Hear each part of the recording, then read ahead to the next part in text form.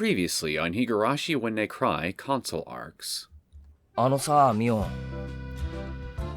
大丈夫、頑張るから。今はこんな感じだけどすぐに追いつくって。本当に。いや、そうじゃなくて、なんで急に受験勉強始めようなんて思ったんだ？いや、それは。Mion's face turned red. Come on, not again. I hardly consider her question about why she began studying for the exams to be a reason to start blushing, but... なんだよ。そんなに変な質問か？いや。ミオン？ね。It was a simple question about her motivation for studying, and yet Mion had a hard time saying it. It was clearly unusual, so if I gave her a vague, no particular reason answer, if she gave me no particular reason answer, I wouldn't be convinced. まあ、別に言いたくないなら言わなくてもいいけどさ、仲間としてもどんな理由なのか聞いておきたいしな。じゃあ言おうかな。お、行ってみ。一緒の学校に行きたいなと思ってね。あれ、シオン。When I looked back, I found Shion standing there, and right beside her was... あら、こんにちは。 What the hell? What are you doing here? ケイチ君にミオンちゃん。どうも。I tried my best to calm myself and respond to their greetings. The people addressing us were Shion and Mio Takano-san. This woman is our enemy? I was trembling from a chill as if all the blood in my body had frozen over, and I tried to brace myself. Even though the air conditioning was running full blast, cold sweat came overflowing down my back. It's no good. Don't do anything suspicious now. I don't know anything at this point. Just that this woman is a nurse at the Irie Clinic. I struggled to hold back my hoarse breathing and suppress my throbbing heartbeat while forcing a smile. Not sure if it worked, but Takano-san smiled at Mion and then spoke up.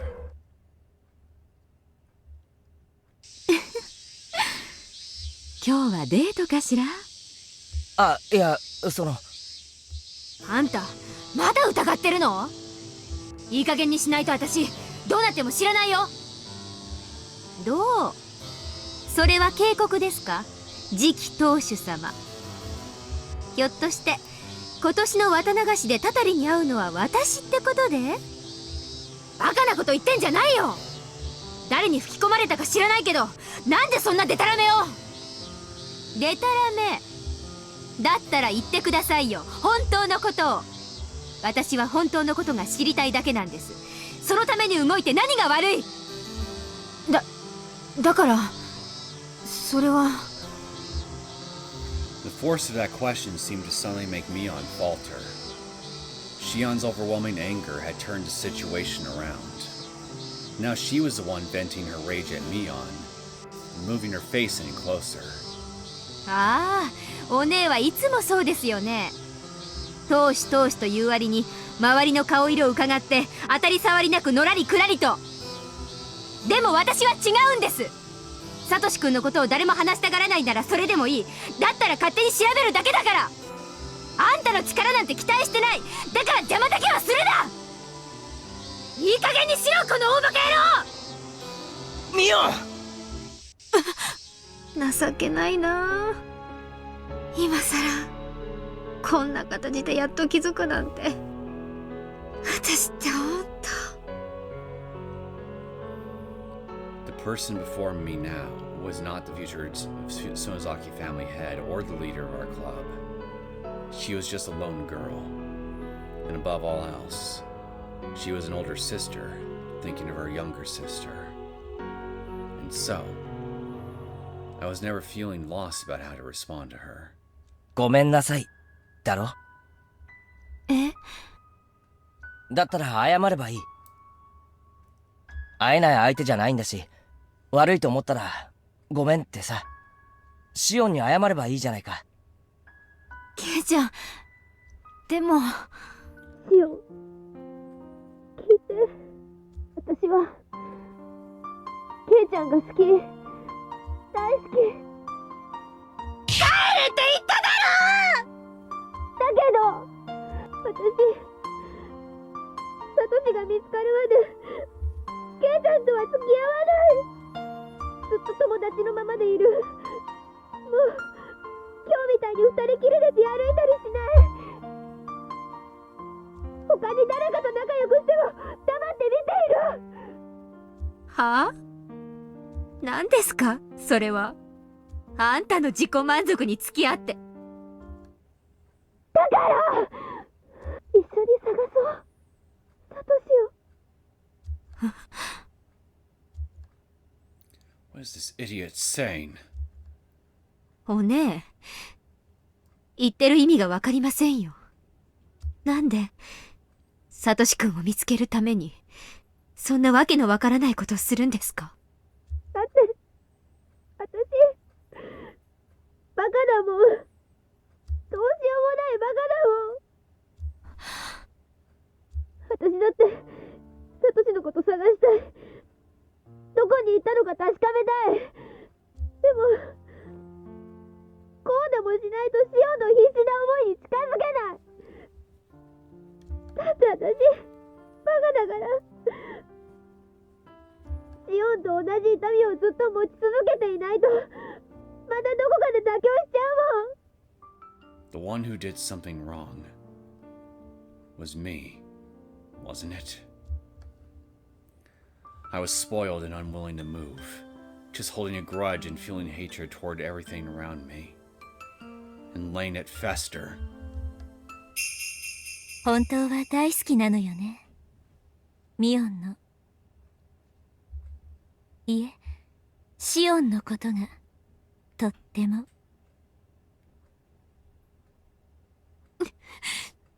Would you just come out of hiding already, Hanyu?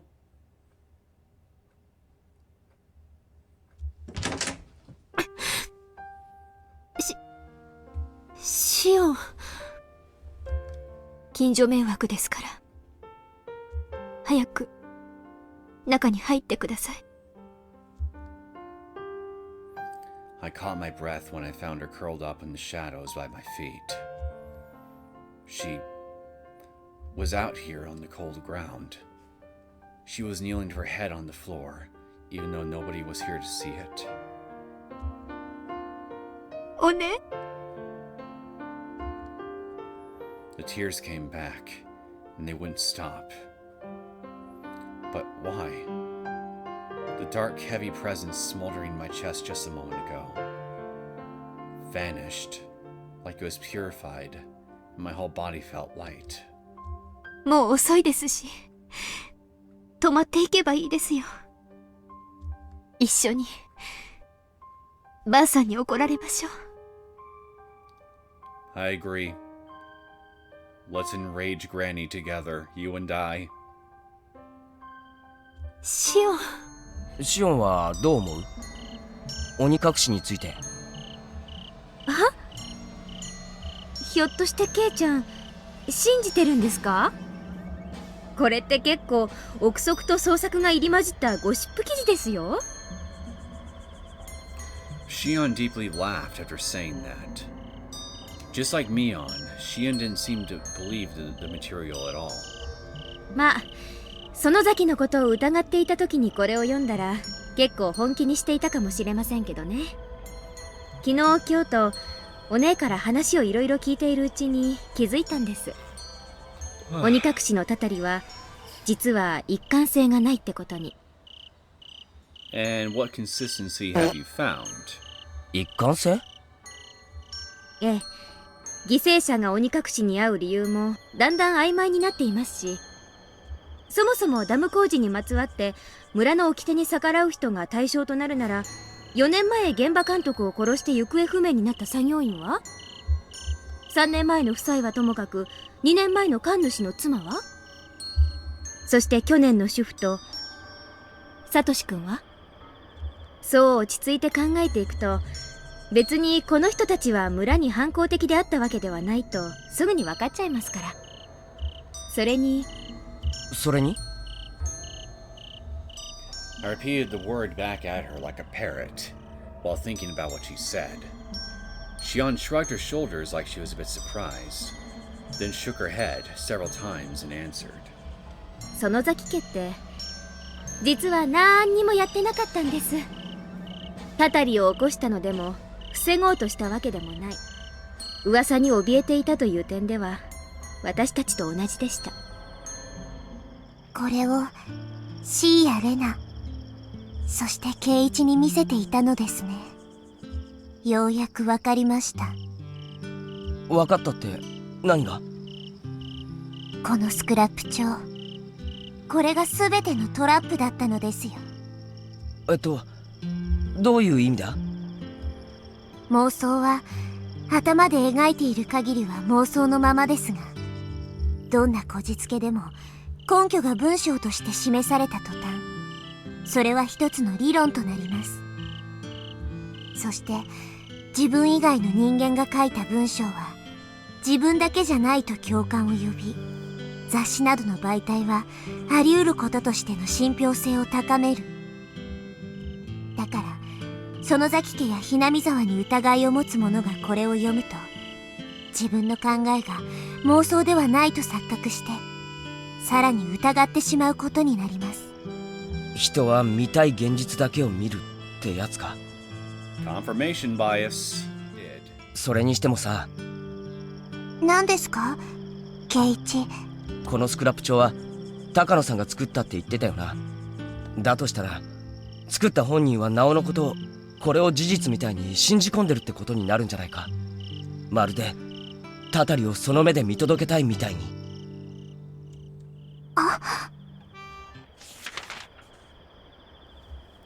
It was just a casual comment, but Rika-chan's eyes opened wide as soon as she heard it, and then she began quickly flipping through the scrapbook. Then, the moment Rika-chan opened a particular page, she caught her breath and tensed up like she was frozen solid. どうしたんだリカちゃん。ええ、殺すわ。女王感染者の死体が作戦の鍵なの。あなたはここから遠く離れた東京の地での醜い政治的勢力争いの具になるのよ。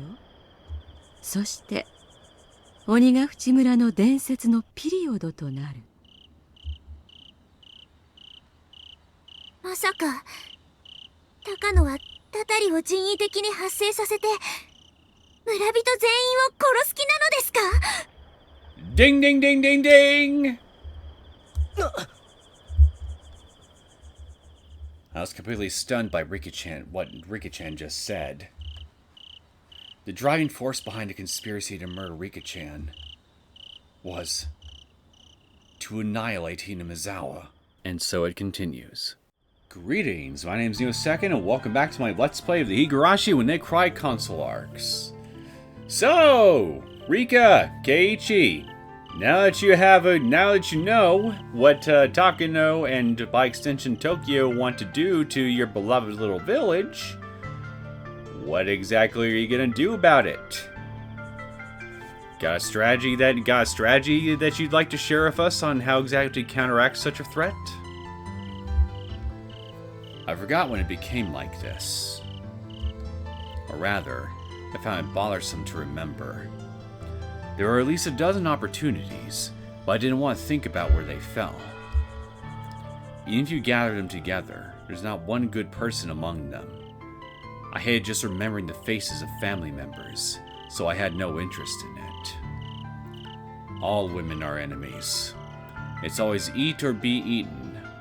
A worthless man beside you at full throttle will become unpleasant, even before it becomes boring. Now I'm angry. Why are all the people around me so useless and idiotic? when they open their mouths, all they ever do is talk about themselves and drone on about their own desires. Even if you indulge what they have to say, it's like being thrown inside a filthy, smelly gutter. So no matter how much I try to shine, I'll immediately sink down and lose interest in seeing anything more, feeling absolutely disgusted. Well, whoever this person is, they're quite the misanthrope. I spat down on the ground. The inside of my mouth had that nasty, miserable smell from earlier. I looked around for something to drink, but there were no vending machines on this backwater country road. That pissed me off even more, so I felt like I wanted to scream. I haven't done anything bad. The bad one's everyone else. It's everyone else's fault!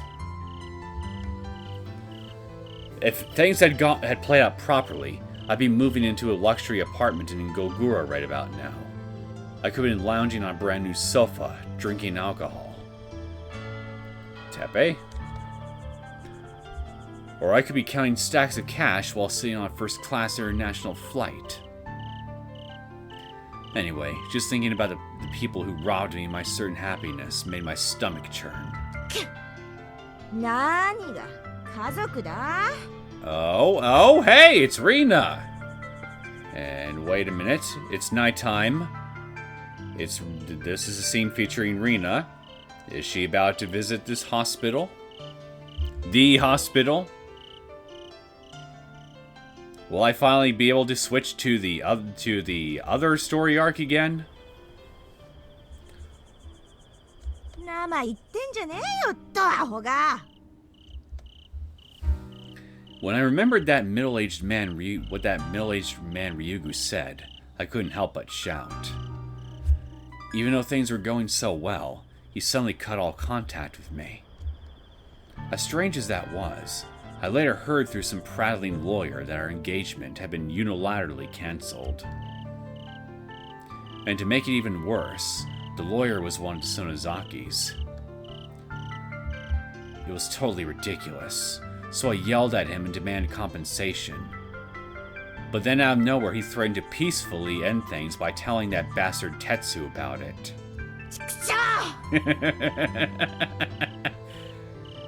Denied!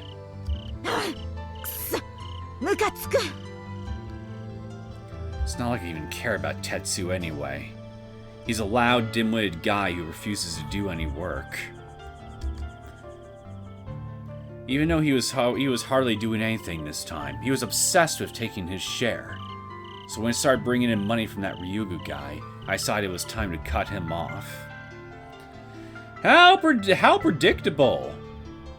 Not even Tepe is safe from her backstabbing ways. No honor among thieves, indeed. But that good-for-nothing bastard was supposed to foot the bill for my apartment! I smashed the whiskey bottle in my hand against the telephone pole in a burst of rage. Uh-oh, she's drunk too, on top of everything else. Oh, this could be fun. The glass bottle let out a flashy sound as it shattered, and then drenched the surrounding area in the characteristically rich odor of whiskey. Hopefully nobody drives or walks over all that shattered glass. There was quite a bit left, but I had already wasted it. So I couldn't help but be annoyed when I thought this was my only substitute for my retirement money. Impulsiveness. Often our worst enemy. Wouldn't you agree, Rina? All of a sudden, I got a transfer notice. I was hoping to rob the treasury funds from the Sonozakis. After careful planning, we succeeded in obtaining a copy of the key. With that, we should have been able to gain pretty much all the money. And everything was going fine until we snuck into the office. The plan failed because we couldn't get the money out of the main safe. The key to the safe room didn't work. Keiichi's plan worked! Unbelievable. After all that planning, we were mere tiger cubs. If they found us, we'd be slaughtered as easily as a normal cat. And of course, the crew directed their anger and disappointment at the person responsible for getting the keys. Me. Well, this was your plan. Everyone started blaming one another, and in the end, the whole gang disbanded. But I can't stop feeling frustrated. Someone must have snitched the robbery plan to the general manager, Kasai. Probably hoping to get a reward by throwing me under the bus. If that were the case, then, well, yeah, you'd be going through a lot worse right now if Keiichi didn't intervene like he did. You'd be going through a lot worse right now, even if someone snitched to Kasai, because it was only thanks to Keiichi's suggestions and technical arguments that you, having technically not committed any crime because you couldn't get to the money that you were planning to steal. It was only thanks to Keiichi arguing that on your behalf, arguably, that you're even alive right now. So, yeah. Just I know you're in a drunken stupor right now, woman, but think for a second. If someone that was part of this plan had snitched to Kasai, you'd still be in a serious world of trouble right now. Took a lot more effort for me to explain than I wanted to, but whatever. Probably hoping to get a reward by throwing me under the bus. Of course, it goes without saying that I did my part to keep it secret. But Kasai lightly laughed at us and then spoke while pulling out a pistol. Oh, wait, so he did catch you? 何も知らないとでも本気で思っていたのか。せめてもの温情で職だけは持たせてやる。とっとと消え失せろ。And then, the general manager had me transferred from the bar I had been working at to some second-class bar. Of course, that bar was even cheaper and more bland than the previous one. And only the most miserly of customers would be caught there.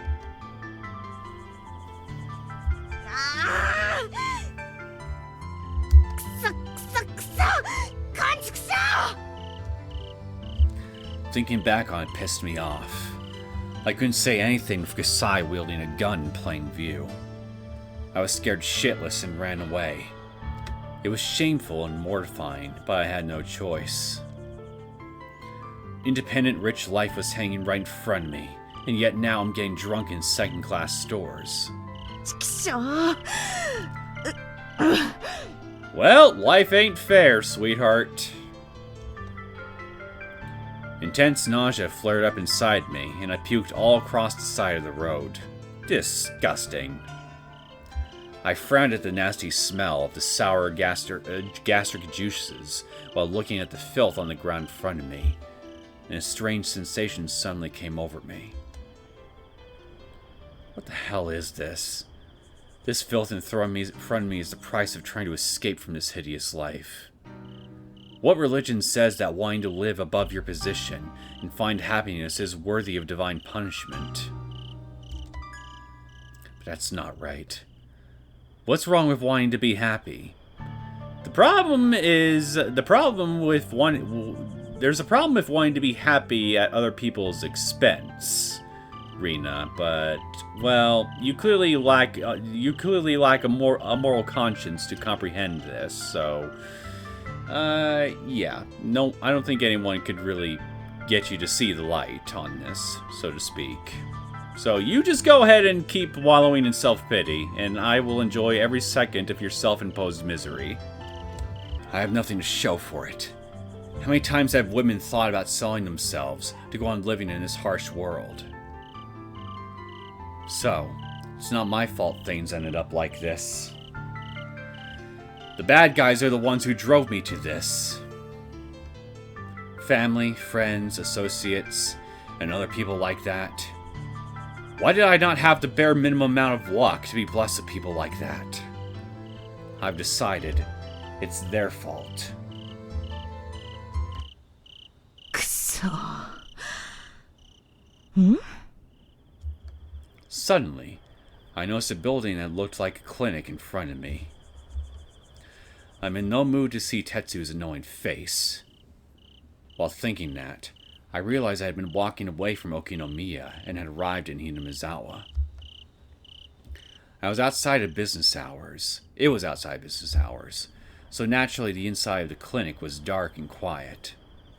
I could only vaguely make out the outline of the building in the darkness of the night, but I felt a chilly atmosphere and began lightly trembling. However, at the same time, I had a thought. This might be the opportunity I was asking for. What are you gonna do? Rob the clinic? It's a clinic, so clearly it has doctors. They sell medicine at high prices, and they bring in plenty of money through medical insurance. Yeah, looks that way. Looks like she's gonna try to rob the clinic. I'm not sure how much income a rural clinic pulls in, but I'm sure it brings more cash than our villagers around here. Villages. Plus, it has that pale-faced weakling of a doctor, Irie. I've seen him in Okinomiya, driving an expensive sports car and wearing name-brand clothes. Just thinking it over for a moment, it's clear he has a decent salary. And if that's the case, then naturally, this clinic must have some good money tucked away somewhere. I think she's had too much whiskey. Her sense of judgment seems even worse than usual. こうなったら破れかぶれだよ。 I knew a clinic wouldn't have much security. And even if I'm arrested and sent to jail, I'd be out in just a few years as long as I kept quiet. Well, I mean, hey, if you want to just casually toss away a few years of your life on an impulsive decision like this, be my guest. Even if something goes wrong, I'm sure I can wait it out in Okinomiya until things cool down. And more importantly, if things go well, I'll be able to score a lot of money, even if it's not as much as I would have gotten from the Sonozaki treasury funds. Nice idea. Nice idea if you're looking to put yourself into an early grave, especially considering the clinic you're about to try and rob. Again, go right ahead. I think Darwin's been itching to do a little extra work today anyway. Oddly enough, it was totally different from the Sonozakis here, since there was no risk of death. If only you knew. Considering the risk and rewards, it's clear what I should do. Nobody would think it's strange to do more than just sit idly by. さてと。 I duckily crept toward the clinic and took a look around. I'll have to pass on going toward the main entrance. I can't imagine they'd leave it unlocked, and it would be hard to pry it open without tools. In which case, the natural choice is to go through a window. They actually make for an unexpected blind spot. Air conditioning can sometimes make patients feel sick, so they regularly open and close windows for fresh air. And it's pretty common to accidentally forget to lock one of the windows after opening them, leaving nothing but a screen in the way. I cautiously approached the window and pushed to see if it was locked. No good. And the one beside it, also no good. As I repeated that several more times, I started to think that the surrounding houses were far enough away I could just break the glass of a rock. But the moment I thought that, I found a window that opened without any resistance. ついてるね。 I suddenly muttered that to myself while grabbing the window frame with both hands to pull my body up. Then, I leaned my upper body forward to try and lift my legs. But in my drunken state, it didn't quite work, and I fell into the room. She landed in the room with the grace of a newborn baby. いててて、ちくしょう。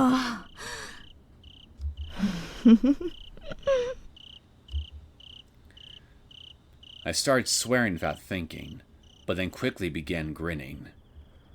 My body ached all over, and it may have actually hurt something. But I was in a great mood, so I didn't care at all. さて、お宝はどこか。 Might I suggest the basement? I can assure you there's all kinds of fun and interesting stuff down there.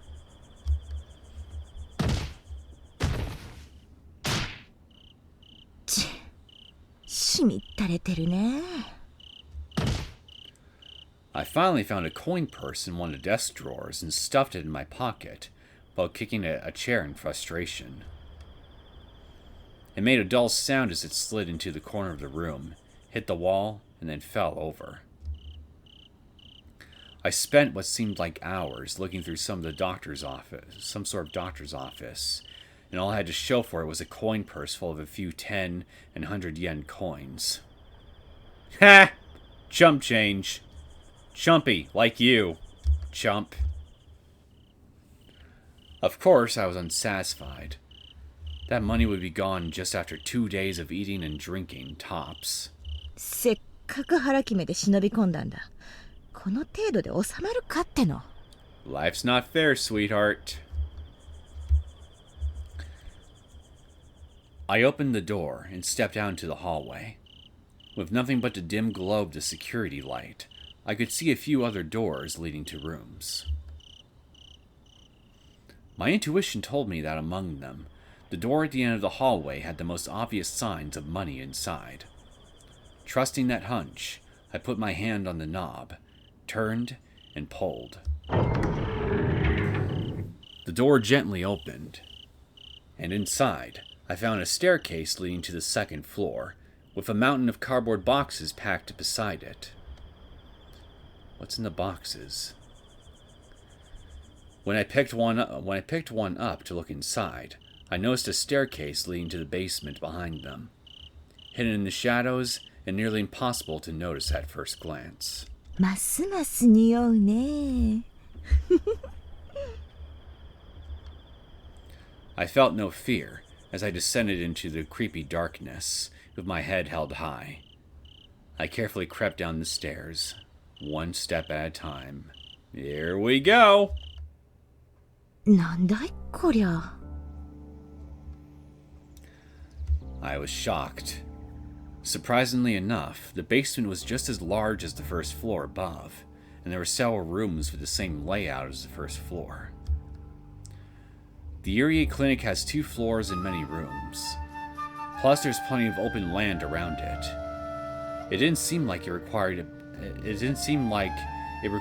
building a basement for additional rooms. And yet, choosing to build these rooms underground instead of expanding it normally meant that these must be used to hide something important. With that understanding, I put my hand on the doorknob, leading to the front room, and felt exhilarated as I opened it. I grimaced at the nasty stench of chemicals as soon as the door opened. But when I peered into the dimly lit room, what I saw was... な、こ、 Are you in here, Satoshi? There were shelves packed with tons of specimens in glass tubes. Look what they did to my boy Satoshi! They chopped him up into itty-bitty little pieces and stuffed his remains in tubes! Those monsters! It was a huge aquarium, big enough to fit a human or even a hippo inside. And it was connected to a machine that seemed to be monitoring it or recording data. It was a complex machine like an oscilloscope, periodically making electronic sounds. No, looking closer, there were many cylinders set up inside the tank. I looked more carefully. trying to figure out what was inside, and gasped. It was a human brain and spinal cord? まさか本物 So, is this sobering you up any, Rina? Just out of interest? And then, at last, I finally realized that I had come to a completely outrageous place. All the blood in my body froze over like it had turned it into sherbet, and it filled me with an awful feeling as it rushed through me. I was still feeling drunk just a moment ago, but it vanished in an instant. Run away. Get out of here. Now. Thinking that, I quickly took a step back. But I brushed against something sitting on a desk, and it fell to the ground. It let out a dull sound as it landed by my feet, but my eyes opened wide the moment I saw it. It was a handgun. But clearly not the type used by gangsters. It was a military-grade weapon. 何なのさここはあらあらあなたなの Oh dear. どんなネズミかと思って来てみたらがっかりね I caught my breath and quickly looked back. A woman dressed in a nurse's outfit was standing there. I'd seen her before. I'm sure that's Takano. Right, she's the nurse that works at the clinic. Takano. 大山明堂してネズミ一匹それもドブネズミとはね面白そうだから泳がせてみたけどどうやらただのコソ泥ってとこか I see you're feeling extra poetic tonight, Takano. You're clearly in a good mood. Takano remained completely calm and firmly glared at me as she slowly approached, one step at a time. She greeted me with a kind smile and a gentle demeanor, but she didn't drop her guard for a moment. And most of all, I couldn't see any emotion in her eyes, illuminated by this dimly lit room. They were as cold as balls of glass, and they firmly stared straight ahead, not veering away for even an instant. That's not human. No, those are not the eyes of a human being. 止まりなそれ以上動くと Feeling desperate, I reached for the military handgun that fell by my feet and aimed at the nurse right in front of me. My hands were lightly shaking, but I gripped it tight in both hands and threatened her with my finger on the trigger. You've never even used any... Have you ever even used a gun in your life? Because if you haven't, it might be a good idea for you to make sure that the safety's off. Otherwise, it's not going to fire. You should also check to make sure it's loaded, too, while you're at it. Otherwise, it won't fire even with the safety off. Gun Operation 101. あら大層なものをお持ちね When Takano saw that, her eyes opened wide like she was surprised, and she stopped approaching. And yet, her smile widened into a grin.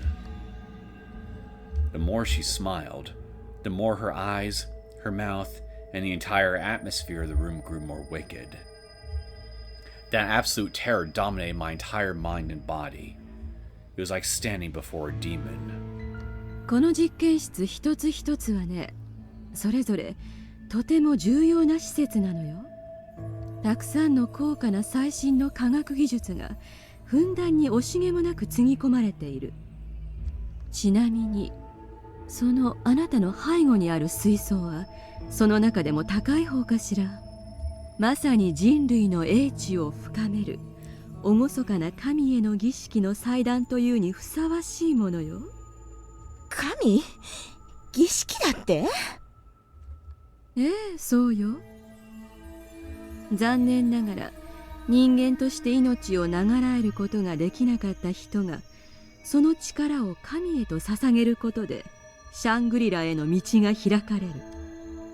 そこにはあらゆる差別も苦悩も憎悪もなく、まさに人が己の意志でもって欲望を自由に、そして永遠に育み楽しむことができるなんて理想の世界だとは思わない？ Sounds like a world potentially rife with hedonism, if I'm being honest. Takano paid no heed to the gun pointed straight at her, but instead opened her arms wide and started talking while euphorically gazing up at the ceiling. And the gibberish she spoke was both creepy and horrifying. うるさい。私はそんなこと聞いてないし、聞く気もないよ。あら、残念。せっかくね物語のネタになるかと思ったのに、閻魔大王の。The next moment, Takano quickly pulled a handgun from behind her back and fired. Then I fell to the ground on the spot. Oh no! She's been shot! Anyway, something hot and slimy came oozing out of my right shoulder, non-stop, and I felt my consciousness quickly fading. くそ、ちくし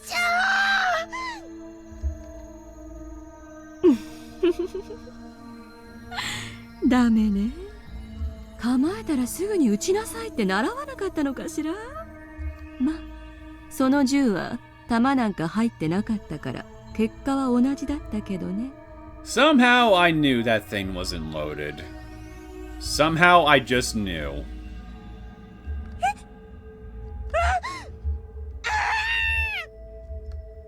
She casually pulled her hair back while looking down at me writhing in agony, and she seemed to be enjoying herself. And then, she brought her face with that warped smile closer to me, and blew warm breath into my ear as she spoke in a cool, calm, and inorganic voice. せっかくだから楽しんでいきなさいな。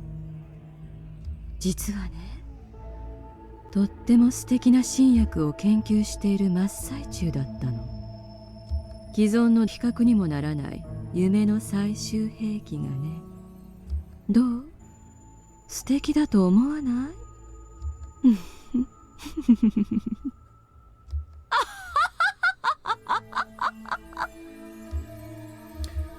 ？That was the last thing I heard in this world as a human. Suddenly, her eyes opened wide. Her whole body lost its strength, and she fainted. Foam came erupting from her mouth, and her expression looked ridiculous, like something you'd see in a manga. あらあら、話はまだ終わってないのに。まあ、実験前にいいサンプルが手に入ったわ。Just then, I sensed someone behind me and turned back. A man with a dignified-looking face and dressed in a military uniform was standing at the entrance of the room with a mysterious expression. Oh, look who it is! It was Okinogi, the commander of the mountain dogs that guard this institute, who effectively works directly for me. セキュリティシステムの感度はどうかしら？ちゃんと作動していた？使用通りの内容はとりあえず機能していたようですね。赤外線と音波での侵入者チェック、それに伴う詰め所への情報伝達は全て異常なしです。ただ、全てのシステムが一元で管理されてるってのは防犯上では致命的かもしれませんがね。あら、どういうことかしら？要するにシステムの根元をダウンしてしまえば全てスルーってことです。ああ、そうは言っても解除するためには3歳以上のコード認識が必要ですが。Now that is a major flaw. ということは、私と所長がここに盗みに入ればあっさり通過できてしまえるのね。なら今度は私が泥棒役で侵入してみようかしら。Okinogi shrugged his shoulders and laughed at my joke. Then he looked down at the idiotic female rat laying by my feet. 大丈夫ですかね？問題はないわ。この女園崎組の上納金に手を出そうとしたそうだから、そっち方面で処分されたって警察も思うでしょうよ。まあ忍び込んできたが運の尽きってやつですか。Okinogi lightly kicked her head with his toe as he said that. That level of shock was enough to wake her, but he could tell she was still faintly breathing. それじゃあ2時間後に予定の場所で開始。実験参加者はきちんと予防薬の投与を済ませること。巻き添えを食ったりしたら笑い話にもならないからね。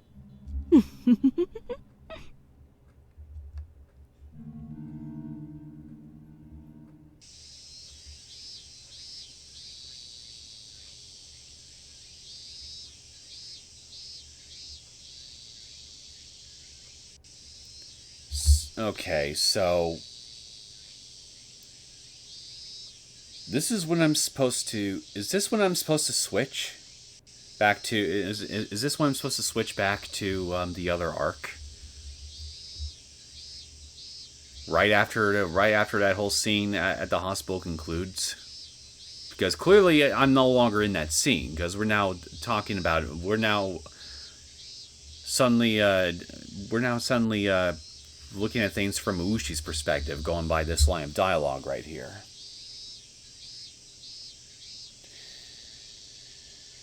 If that's the case, then I will go ahead and do just that, and we will continue on to the other arc, and then get through it, and then come back here. And if somehow this isn't the right spot where I'm supposed to switch, well, I'm not going to keep going back and forth like I have been doing here, because that would just be ridiculous. I'm not going to waste my time trying to find the exact precise moment that I'm supposed to switch between the two arcs here, because to be honest, I don't really care that much about getting the continuity of the proper continuity of these two arcs right down to a T. I mean, as long as I'm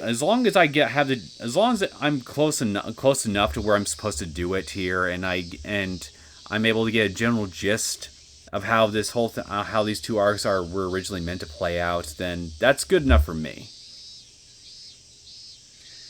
But most of all, I just don't want to keep wasting everybody's time here by constantly jumping back and forth between the two different finale arcs here and just creating whiplash after narrative whiplash, you know? So, with that being said, see you guys in just a moment. おかげで手ぶらで戻らずには済みそうですよ。 And we're finally back to this segment of the story. Now, I'm trying to think. What was going on around here again? Can you bring me up to speed, Mr. Uchi? Chief Uchi of the National Research Institute of Police Science, NRIPS, closed the investigation report he just finished reading as he said that. Then he nodded and said, "Thank you for your assistance," while sliding the documents across the desk to Section Chief Okabe of the 2nd Criminal Investigation Division of Kakuuchi Station. いやいや、これぐらいは。まあ、とりあえずお邪魔な手荷物にならなければと思って体裁だけは整えたつもりでしたが、お役に立ちそうですか？とんでもありません。私も長い間科警研に籍を置いていますが、ここまで詳細なデータがまとめられた資料は見たことがありません。高級ばかり取ってまともに働きもしないどこぞの大学教授どもに爪の赤でも煎じて飲ませてやりたいくらいですよ。そりゃどうも。まあ、そう言っていただけると気合を入れて資料作りに励んだ連中が喜びますよ。Okabe let out a wahaha laugh as he picked up the documents. In fact, these materials were only completed this morning. He had very little time for sleep the past few days, but he heard that Uchi was coming back from Tokyo today, so he was forced to compile them. course, he couldn't exactly explain that and expect gratitude. No matter what he said, he wouldn't understand. At best, he could boast to his colleagues about the reward he received. Okabe muttered that to himself while staring at Ouchi. 科警研の本局でも今回試験運用しているプロファイリング分析は非常に重要視されておりましてね。実際の現場で捜査員の手をお借りして検証を行う絶好の機会はそうそうありませんから、他の研究員たちも指を加えていましたよ。そうですか。いや、それはよかった。過去の事件簿をどれだけ分析したところで、所詮は骨董品の品評でしかありませんからね。データ自体も当時の未熟な捜査員が先入観に基づいてまとめたものしか存在しない。今回の捜査員の皆さんくらいにできる人ばかりであれば、もう少し有用な資料として用いることができたのですが。恐縮です。While chiming in with generally agreeable responses, he let a rude one slip, and suddenly blurted out the thoughts in his head. Applying current values to the past is arrogant and presumptuous in the first place. Tell that to a whole lot of modern virtue signalers, my friend, because they really could use that kind of perspective. They did the best they could at the time, with their limited know-how and technology. そこまで言うのなら自分できもしないくせに。Plus, Uchi treats actual case investigations like he's simply moving around game pieces, even though these are serious matters where real people have died. It brings to mind stories about prodigies who have a remarkable lack of respect for others when speaking with them. Perhaps in their minds they see the thoughts and feelings of the victims, the criminals, and other people involved as nothing but inorganic data meant to be quantified. That's why detectives in the field don't think highly of NRIPs. They probably don't even realize it, and never will. 失点回復の件がなければ間違いなくぶっ飛ばしてやるところなんだがな。To be honest, they have no duty or reason to do so. Investigation materials are valuable records for detectives in the first place. Nevertheless, there wasn't a lot of respect for the NRIPS guys, who just take their materials from the other departments and do their work from the safety of their desks. それでもだ。Okabe and the others in the 2nd Investigation Division took a heavy blow to their reputation when they were pulled off a joint investigation with HQ last month and replaced by the 1st Division. This was an opportunity to save face, as Deputy Chief Hata put it, so he wasn't in much of a position to refuse. But for someone this lacking in common sense, sticking their nose in something far beyond their capabilities, he might as well be arguing with that little girl again. Who, Tomoe? バカな。何を言っている。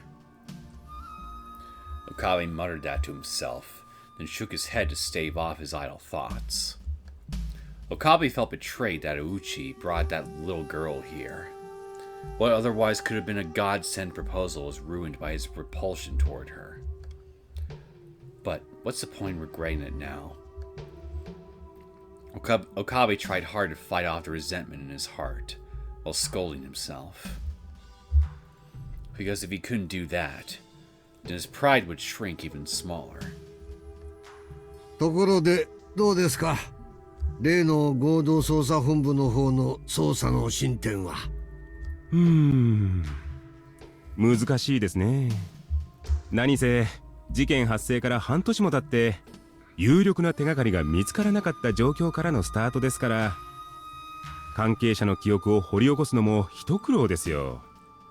それでは現状それほど変化はなしと。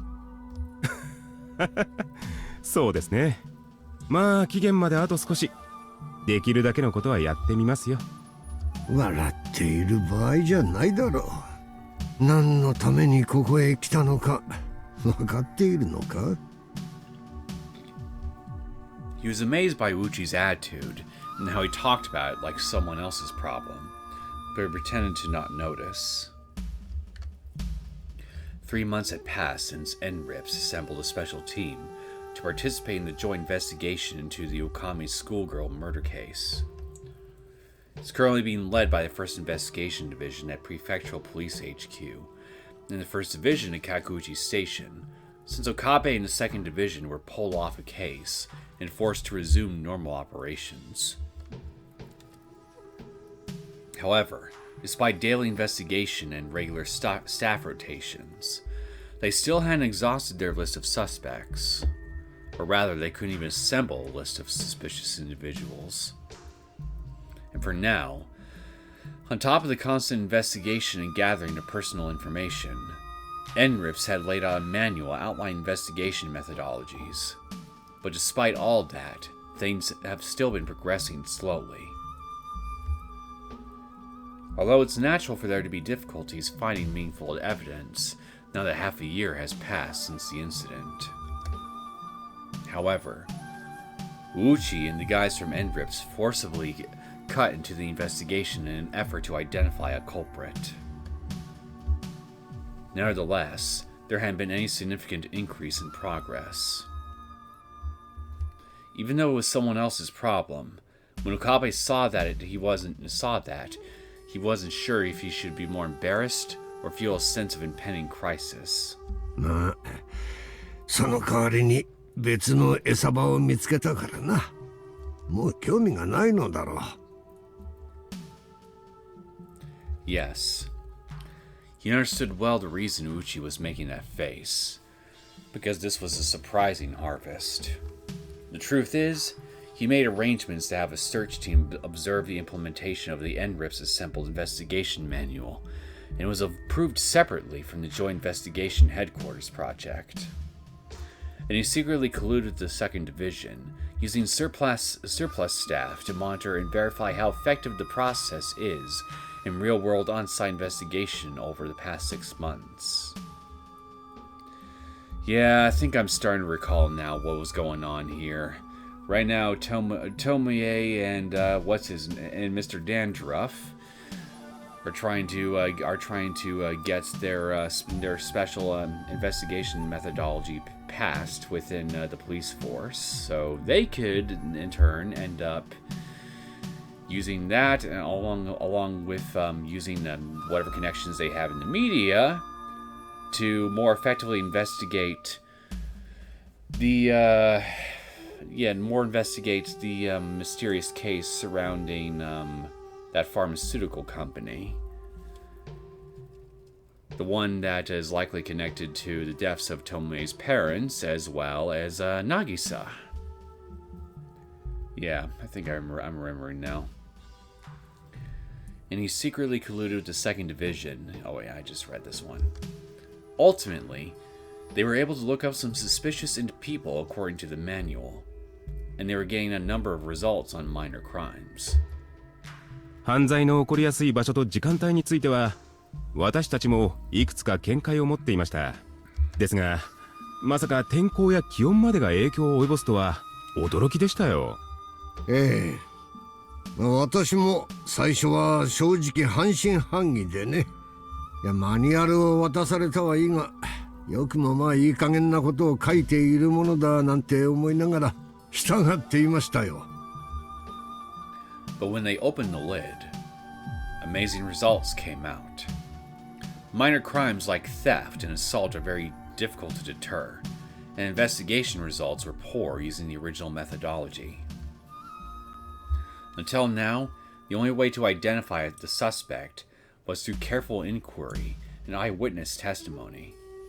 Otherwise, undercover agents would have to catch the criminal in the act. However, this method of identifying suspects from suspicious individuals is both accurate and realistic.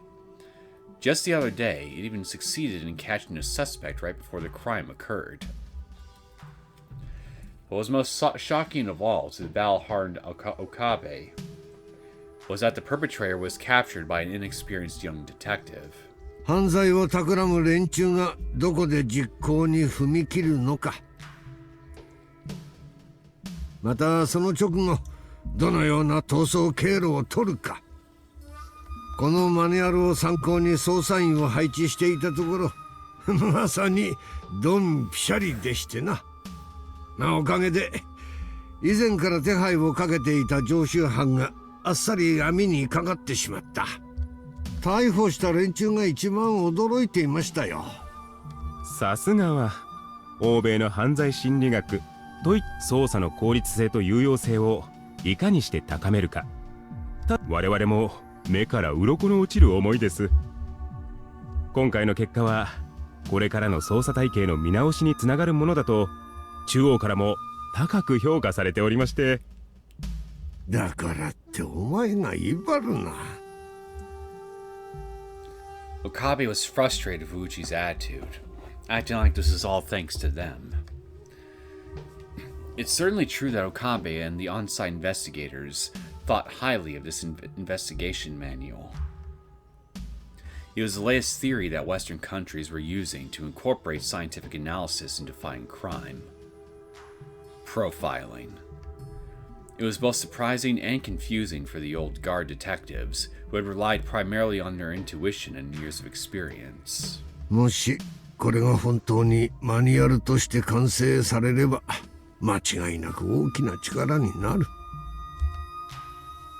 Intuition, experience, and consistent inquiry are the key elements of an investigation. But it's impossible to learn those skills overnight. It takes time and effort to train young detectives to reach that point. But what would happen if this manual is adopted at full scale? Up until now, young investigators could only be used for information gathering, but now they can accurately hunt down suspects or even catch them in their nets. Their nets have gone finer, so to speak, and it's no exaggeration to say they're able to aim those nets in places where prey is more densely populated. Of course, there are always exceptions to any rule, so relying exclusively on the theory could lead to unexpected missteps. But that hole can be filled through the experience of veterans. This will increase the diversity of the police investigations, and more importantly, increase their ability to apprehend criminals. 古き良きなんて言葉は警察には必要ない。犯人逮捕に全力を尽くして市民の安全を約束する。そのためなら手段は選ぶな。Okabe always sourly said that to his detectives. Criminals are getting smarter year after year, improving their skills at evading the net of the law. And the police need to acquire the skills to stay on top of them. Doing so is necessary to protect the dignity of the police force. Any investigator who has survived the trial of fire in the scene has felt it, both large and small. みんな分かっていたことだ。だが、それを導入するためには高いハードルがあった。Even if the Western theories are good, just translating them doesn't help, because Japan has different lifestyle and crime patterns. Thus, in order to apply it in a Japanese setting, you need an experienced person to conduct the analysis. Someone who understands the feel of the crime scene, but also understands Japan's unique geography and means of transportation. Moreover, the folks at NBRIPS, who always view the material from behind their desks, who never felt the sorrow and hatred of the people involved in these incidents, would take decades to make anything tangible out of it. Even if they put it all together and distributed it, it would end up laughed off as a useless, empty theory, and they'd have no choice but to toss it in the trash. This material was organized by the section chief of the Ibaraki Prefectural Police, based on long-term investigation data. Okabe had read this dissertation before, with a fine eye on the details, and it was carefully summarized, even while in the midst of conducting hard work. It was undoubtedly a result of that little girl putting in the effort to create a theoretical manual that caught the eye of upper management. Just say her name already. この調子で大巻きの犯人も挙げられたら最高なんですが、とりあえず今回この結果を持ち帰ることができただけでもまずは上々といったところでしょうか。これらは近い将来捜査活動の改善案として全国の捜査員の皆さんのお役に立てるものになると思います。本当に岡部課長にはいくら感謝しても足りないくらいですよ。恐縮です。それでは失礼します。After a bow, Okabe turned on his heels and left the room. If this conversation went on any further, he was seriously about to punch the guy.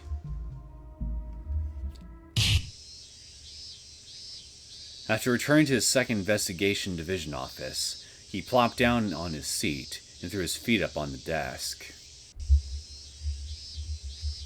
It was a habit Okabe resorted to when he was in a really bad mood. So the detectives around him knew it was a sign to let sleeping dogs lie, and they left him be. あんな奴らにあの小娘はよく辛抱しているものだ。Okabe muttered that to himself after sucking down 3 cigarettes to quell his anger. They were feigning compliance, but Uchi and the others were largely ignoring Joint Investigation HQ's use of the manual, and instead trying to win some success on other cases.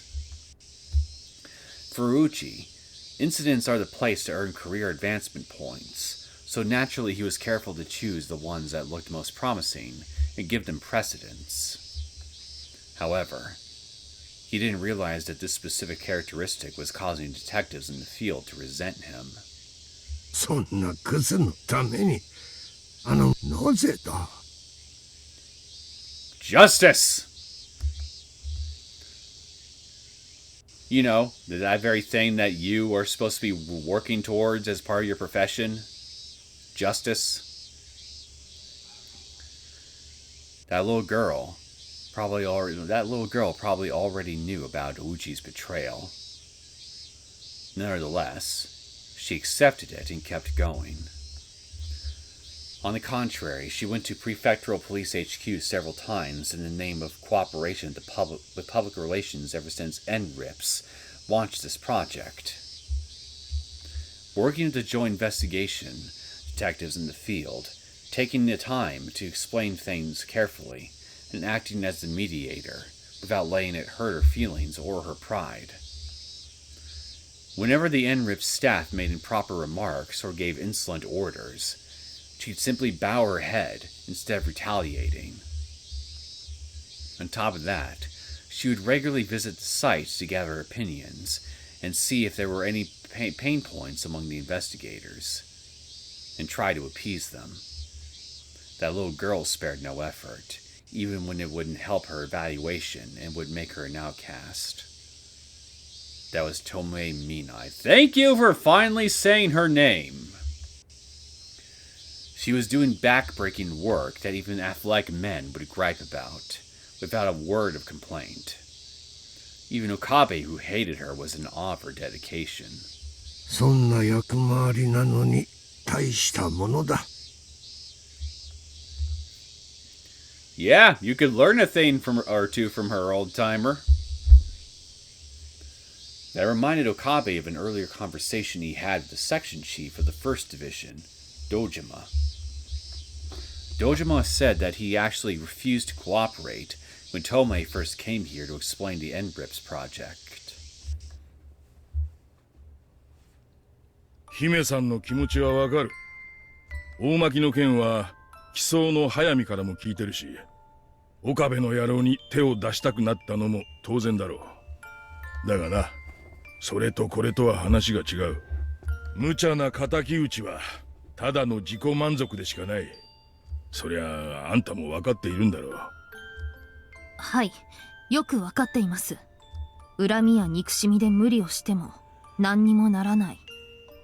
ましてこれだけ複数の組織で大勢の人を動かす目的がそんな個人的なものであれば、だったらなぜ犯行目的犯人像は全くの不明。手がかりも完全に手詰まりだ。報道の連中には3ヶ月で型をつけるって言ったそうだが、なんでそんな無茶を。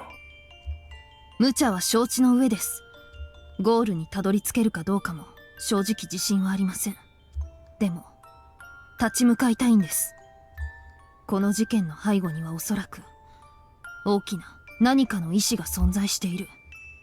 それが何かも分からずに諦めて捜査を閉じてしまっては、悪の存在を許し正義を語る警察としての立場が揺るがされることにもなりかねない。私は市民の規範たる警察官として悪には全力で立ち向かっていきたいんです。It was just as Tomoe said. There were far too many anomalous elements to this case. A schoolgirl assaulted her classmates while shouting about the curse of Orishiro-sama. One of the victims was hospitalized after the incident and was later murdered in a way the killer attempted to portray as suicide. Then that murderer went on to commit suicide right after offering a mysterious confession. On top of that, another girl who had close relations with the victim died in very suspicious circumstances. It certainly had a different feel to it than your typical impulsive act of violence. However, 未解決の事件なんてこの国にはそれこそ数えきれないほどある。この事件はその中の一つでしかない。それに肯定して時間を費やすよりも、解決できるものから片付けていくことも大事じゃないのか。half-assing your job, are we, detective? I can certainly assure you that wouldn't look good from a PR standpoint. その通りです。事件に大きい小さいも優先順位もない。だから私は目の前にあるこの事件に全力を注ぎたいのです。If she compromised here, next time she faced a difficult case somewhere in her mind, she'd feel like she'd ran away. Tomoe couldn't stand it. No matter how much disappointment and frustration she faced, she wanted to fight it with all her might and get results. She vowed to always pour her heart toward that goal, because otherwise she couldn't forgive herself. だから科警研を動かしてまでのプロジェクトか。にしてもマスコミにまで派手にぶち上げてよかったのか。いくら注目度を上げて上層部の関心を引くためだとはいえ、失敗すればただでは済まない。あんた自身の進路、いや退路すら立つことにもなりかねないぞ。相手は巨大で完全に闇の中に潜んでいます。ですから普通に操作しただけでは尻尾を出すとは思えない。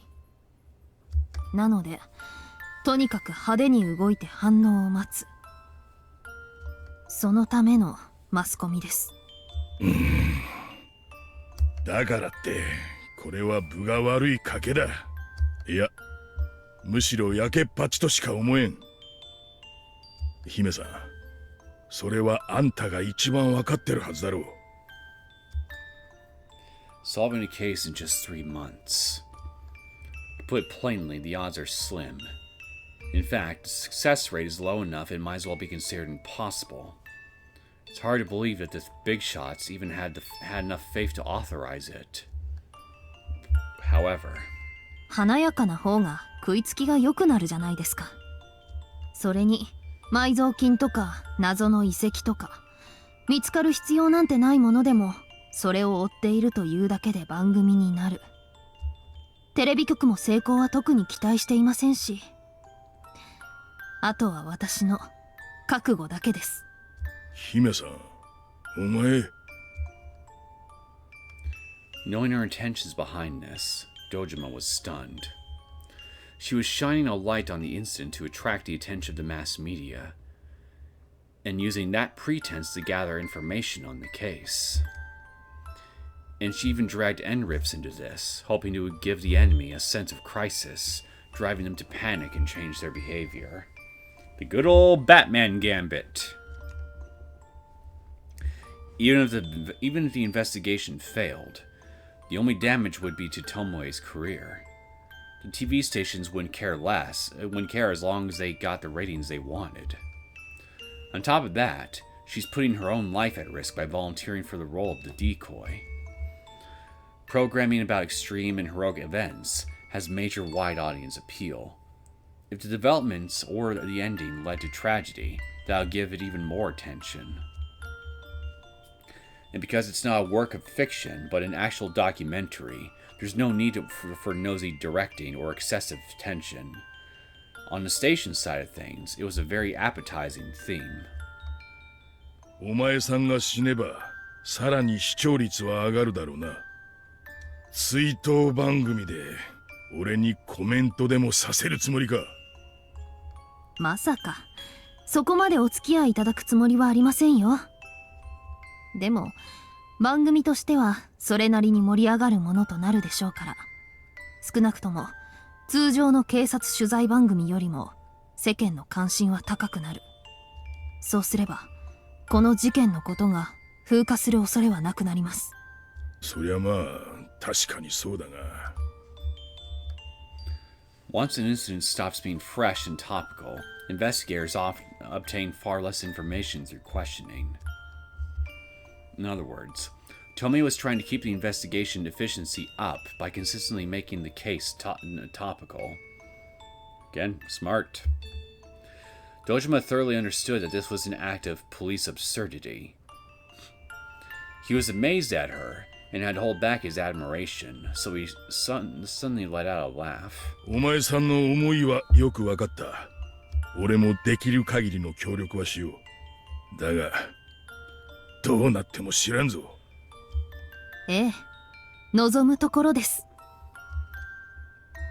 Tomoe smiled as she said that, and her smile was full of courage, resolution, and strong will. だとさ、分かっていてもなかなかできることじゃない。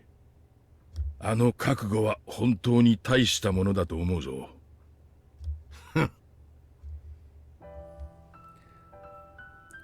As he bitterly listened to Dojima's enthusiastic declaration, Okabe suddenly noticed an emotion welling up inside his heart different from his instinctual hatred. Recognizing that he was the type to give up when faced with frustration, he had mixed feelings ranging between admiration and jealousy upon seeing someone pushing hard to make something happen. In a sense, maybe it was envy. If you don't like that feeling so much, you could just simply do the simple thing and, be better, do better. Follow her example. それだけに科警研の若造どもが鼻につくのだ。At this point, Uchi and the guys at NRIPS were no longer interested in investigating the Omaki schoolgirl murder incident. Did they decide in their preliminary investigation that the case was unsolvable? They seemed to give up early on, and all their subsequent investigative activities were no more than a formality.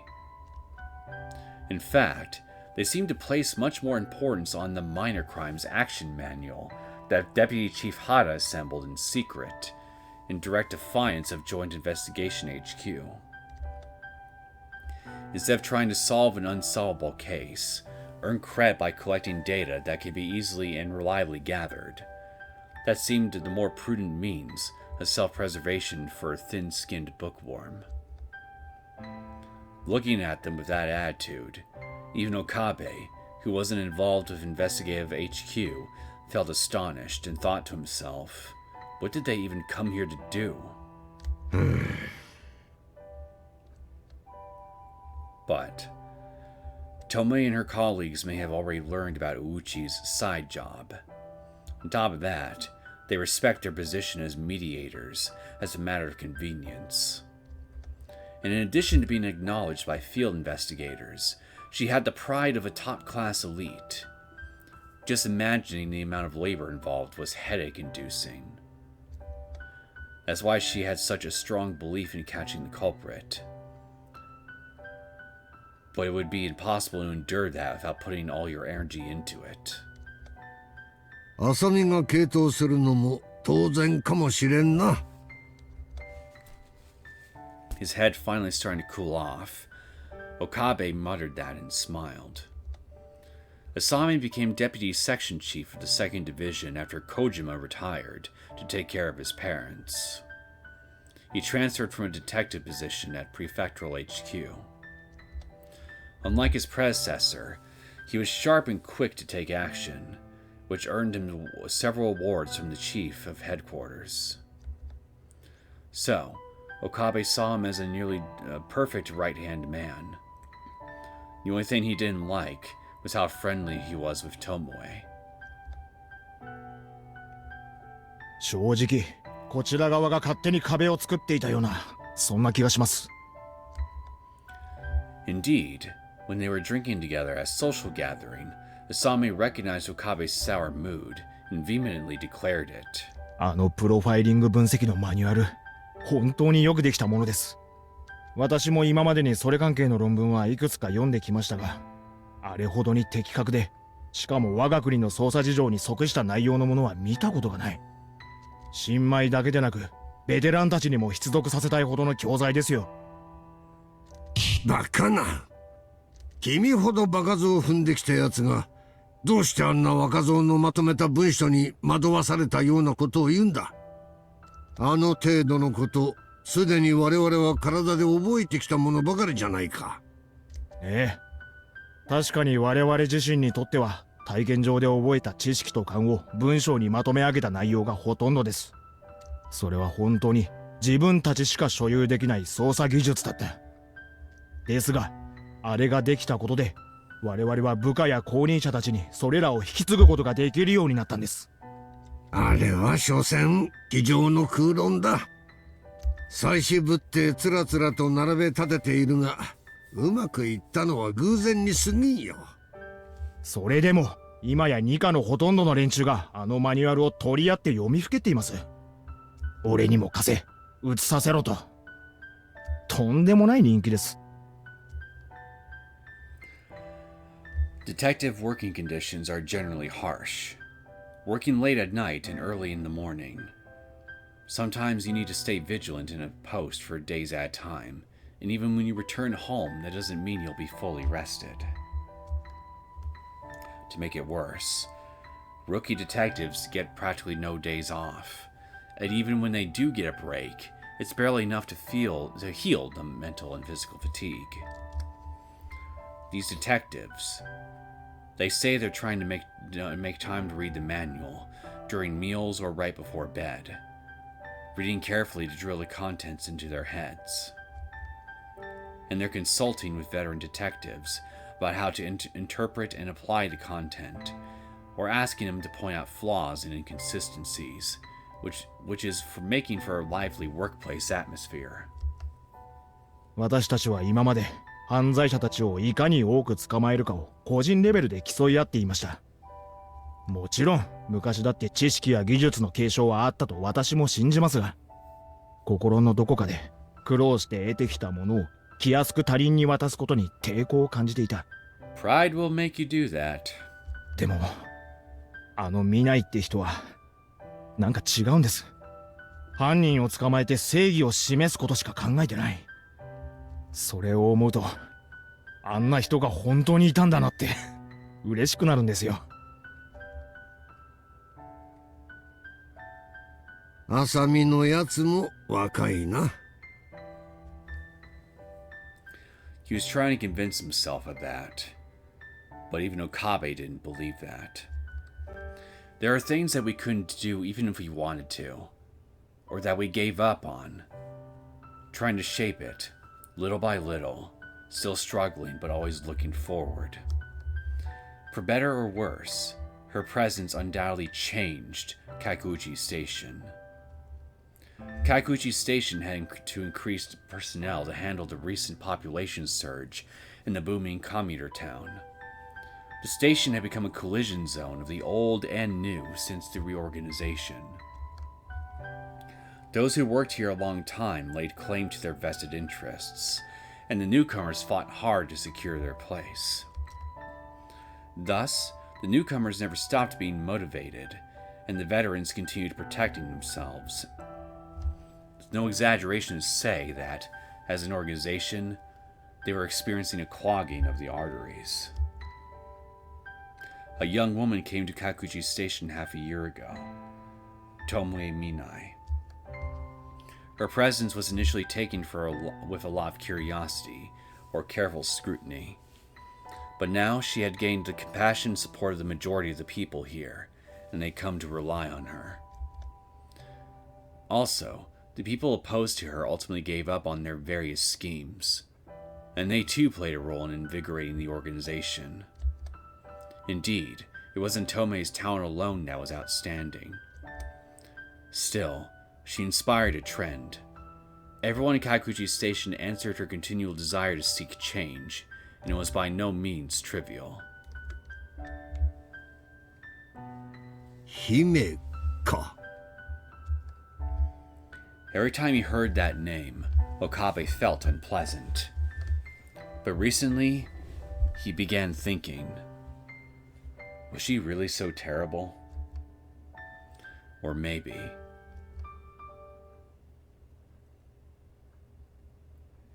Come on, you crotchety old... Come on, you crotchety old fuckwit. Have a change of heart. Appreciate Tomoe for the glorious princess that she is. Bow before royalty. Submit to her reign. She is the chosen one, you know. The Joker in the game of fate. The clown that will throw a wrench in all the right people's plans. Allegedly. Anyway, hi Monica.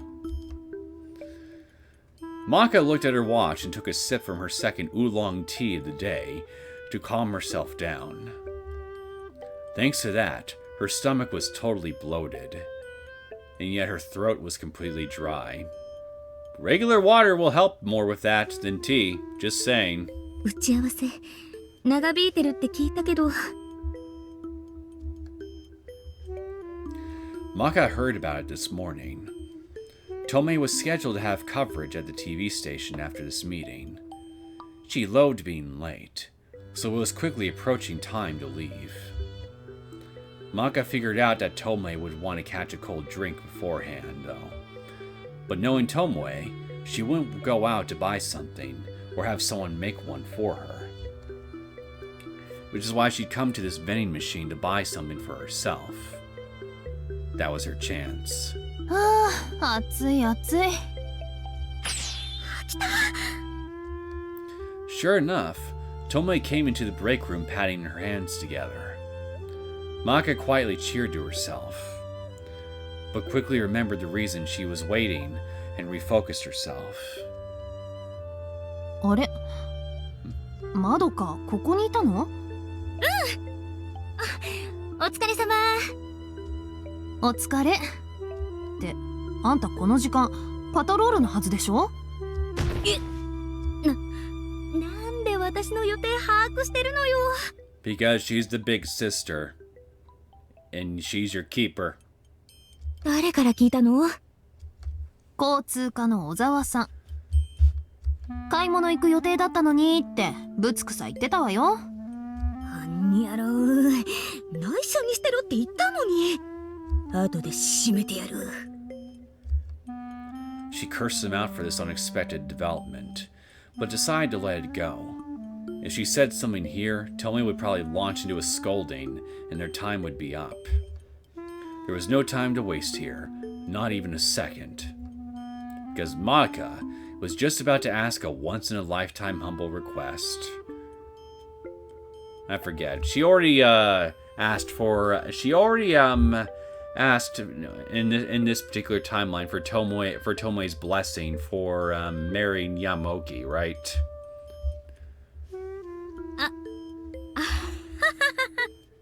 ちょっとジムの野暮用が溜まっていたからね。あ、でもちゃんと来週代わってあげるつもりだから大丈夫だよ。ふん。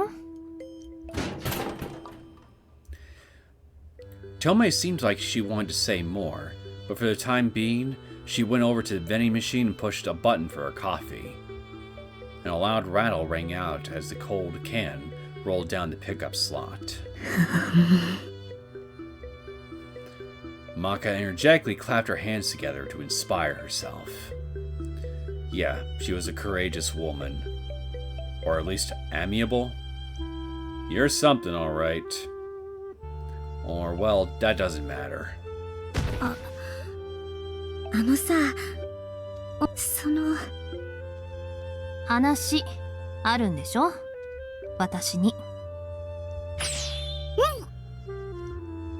She was thinking about lightly introducing the topic, but Tomoe suddenly cut in and made the first strike. And with Maka unable to muster an answer, she took a seat on the sofa and started rolling the cold coffee around in the palm of her hand. なんで？あんたの癖。無理な相談をしようって考えているとき、必ず組んだ手の中に両方の親指を入れるのよね。面白いから覚えちゃった。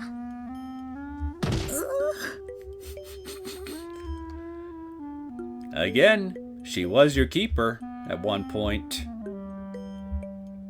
She hid her hands behind her back, but it was too late. She had already lost the initiative.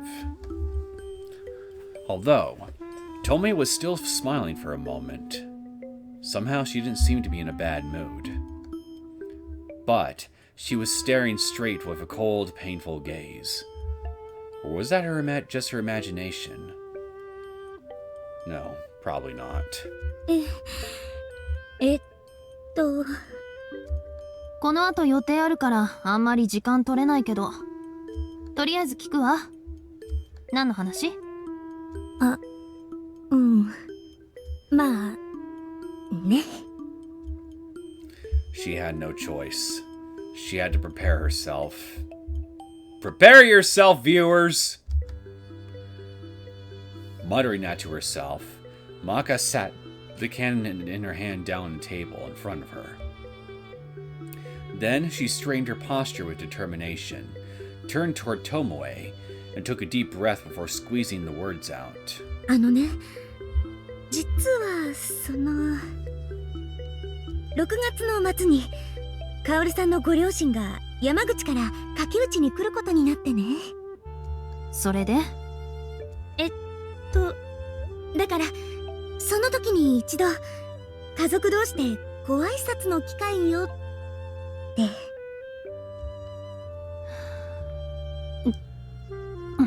Well, at least I was right about this being somehow related to Yamaoki, if nothing else.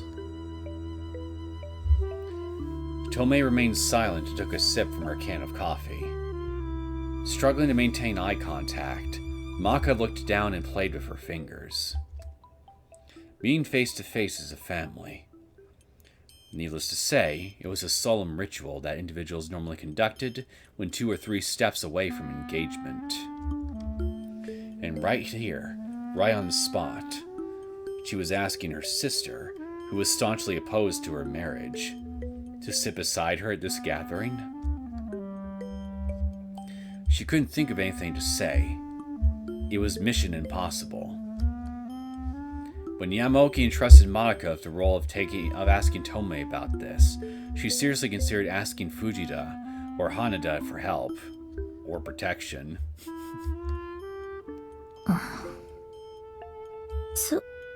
その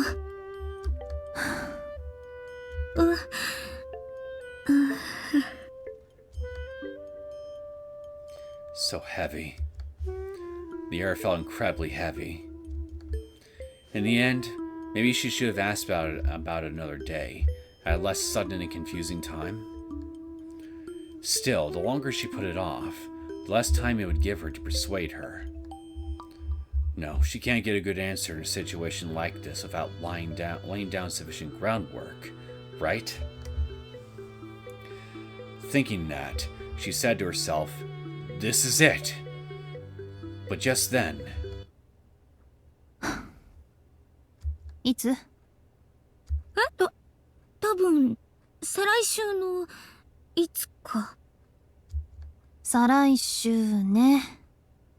確か木曜がダメだったと思うけど。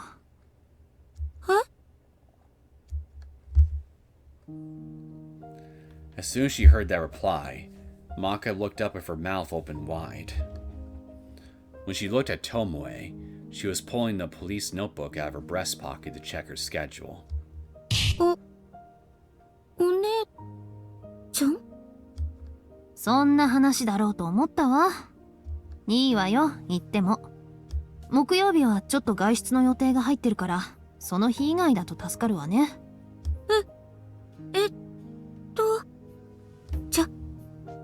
じゃあ遠路はるばるお越しになるんでしょ。なのにこっちだけ無礼を働くわけにはいかないじゃない。日にちと場所が決まったら早めに教えてね。もし木曜でもなんとか合わせるようにするから。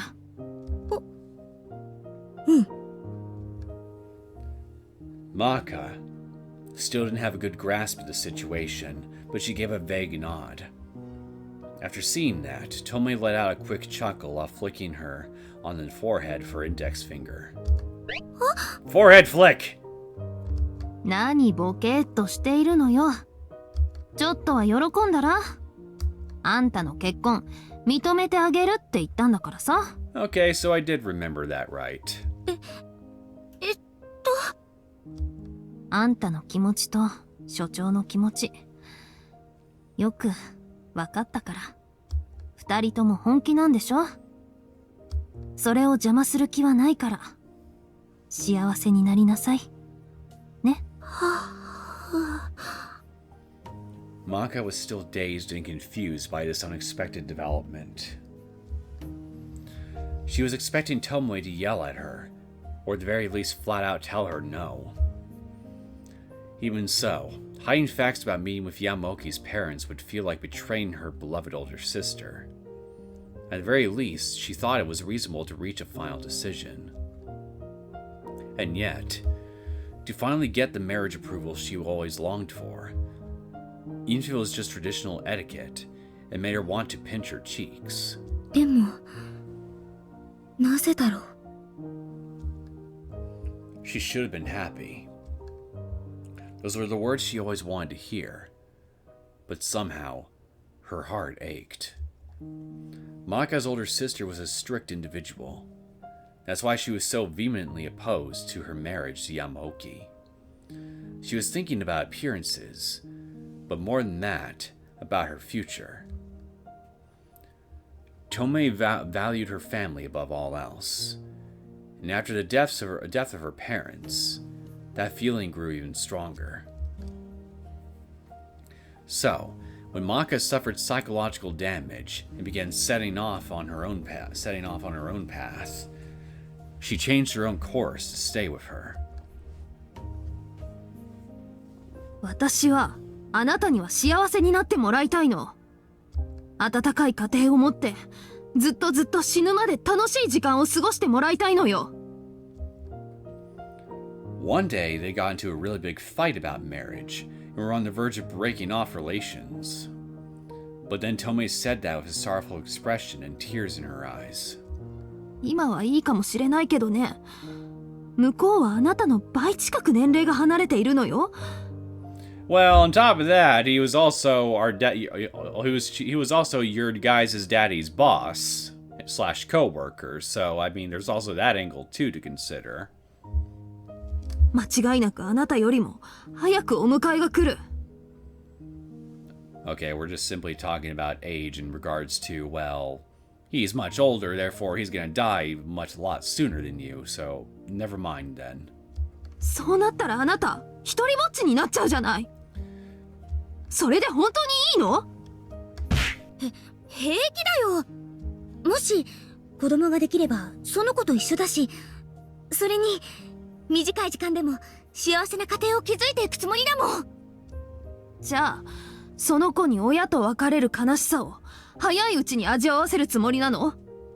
あなたが良くても子供の気持ちを考えたことある？私たちと同じ思いを自分の子にもさせてあなたは平気なの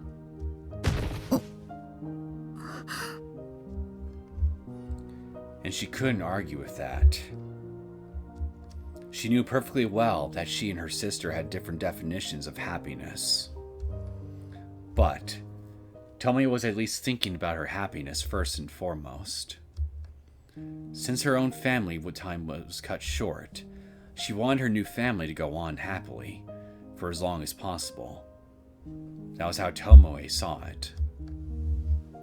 That's why Maka spent years persuading her, trying to get her to understand. だけど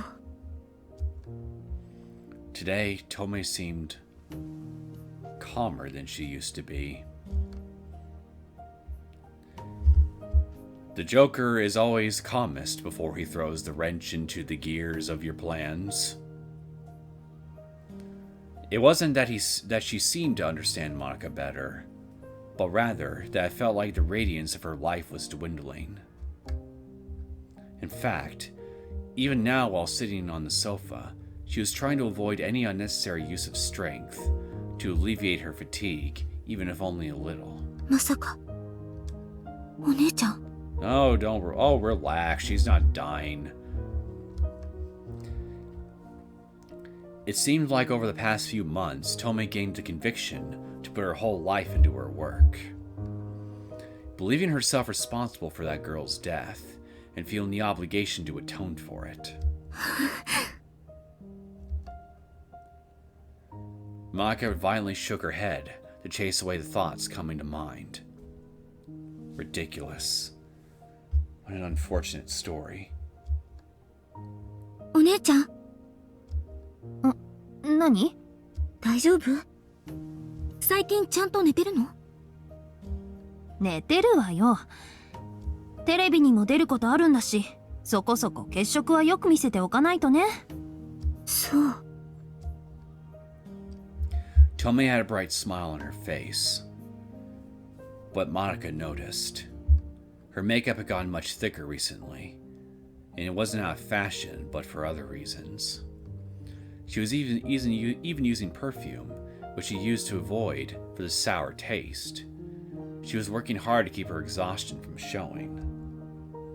On top of that, she had apparently begun tutoring a female student she recently met. It was impossibly hard work.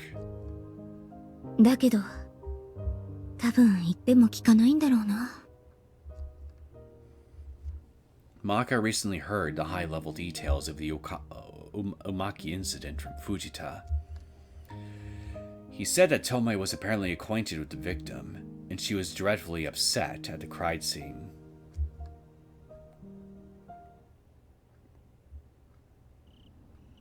詳しくは知らないんですけどね。ミナイさん、その子が事件に巻き込まれたのは私のせいだって、すごく自分を責めていました。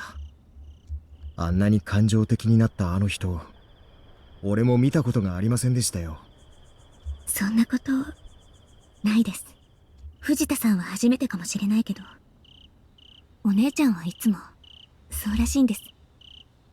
割り切れないっていうか、不器用だから。まどかさん？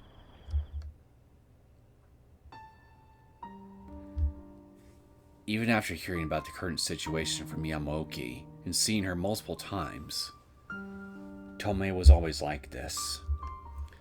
Whenever she's fighting to arrest criminals, or whenever there's another victim, whenever she's in despair searching for a suspect, or whenever her life is in danger, she's always worrying and suffering over her own inadequacies, hounding herself to the bitter end.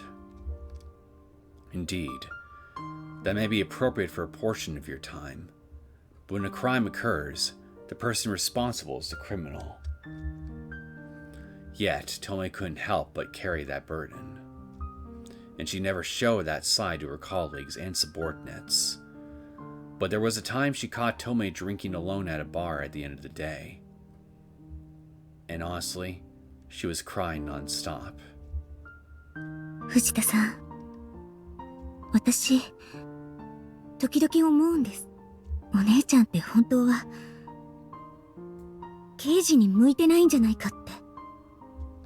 まどかさん、今この柿内署の管轄内だけでどれくらいの人が死んでると思います？どれだけの人が犯罪をしでかしているか知っていますか？10や20、それこそ100でも収まらないくらいたくささんの人が悲しんで、その一つ一つに同情したり後悔なんてしていたら心が持ちませんよ。それに警察だって人間だから万能じゃないんです。間違いだってあるし、できないこともある。それなのにお姉ちゃんはいつもみんなに応えようと頑張ってあっちこっちに動き回って、その分ボロボロになって傷ついてる。もっと割り切ってやらなきゃ本当に壊れちゃうのに。 She already knew. She herself was actually very selfish, and not opposed to making terse remarks upwind of the police. But even so, Maka couldn't help but think, wouldn't it be better to live a more simple life? Wouldn't it be better not to accept that level of responsibility too easily? She should be entitled to make that happen. And yet, Tomoe always seemed to draw the short end of the stick. Even if this NRIPS investigation project succeeds, Tomoe wouldn't be the one to receive credit for it. On the other hand, if it fails, it'll definitely derail her career track. Let's be clear, solving a cold case in just 3 months isn't impossible. It's reckless. And yet, Tomoe placed her bet on that, literally devoting her entire life as a police officer to make it happen. Was it worth going that far? Would anyone even recognize it if she did? Maka couldn't believe it. Thinking that, she thought her sister poor and pitiable, and wanted to cry. So, really, Madoka. お姉ちゃん。何？頑張ってね。何か手伝えることがあったら協力するからさ。ありがとう。その前にあんたは自分の仕事をちゃんとやりなさいよ。わかってるよ。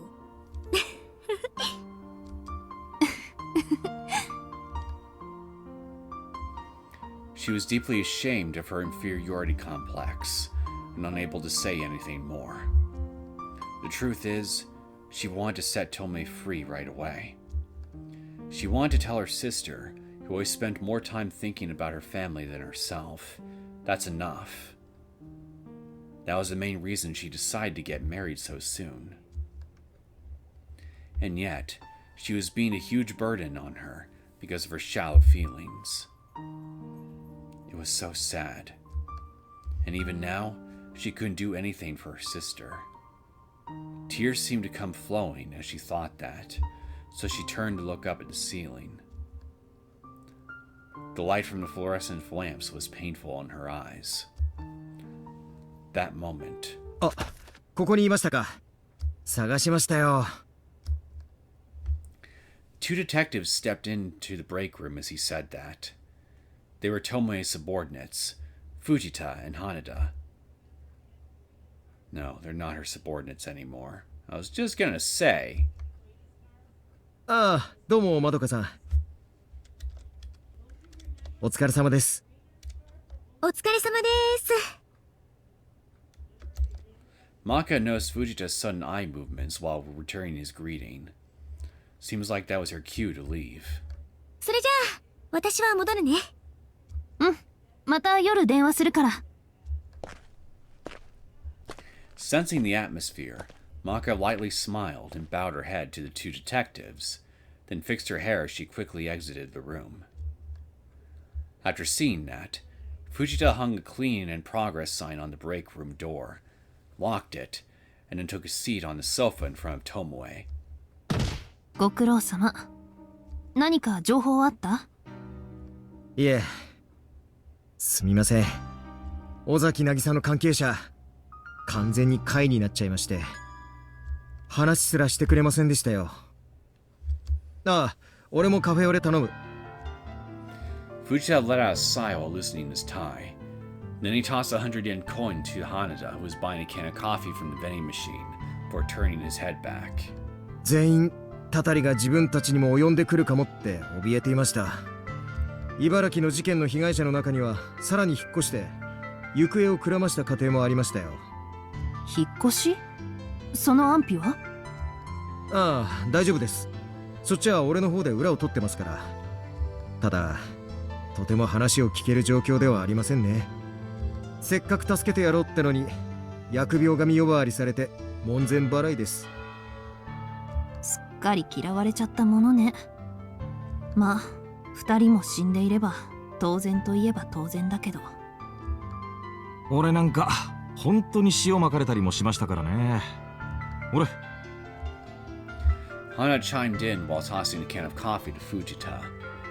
Then he dexterously pulled a tab back while pulling the police notebook from his breast pocket and laying it out. 茨城の学校の連中も忘れた、覚えてない、関係ないの繰り返しで何もなし。関係者全員に箝口令と対応マニュアルが渡されているようですね。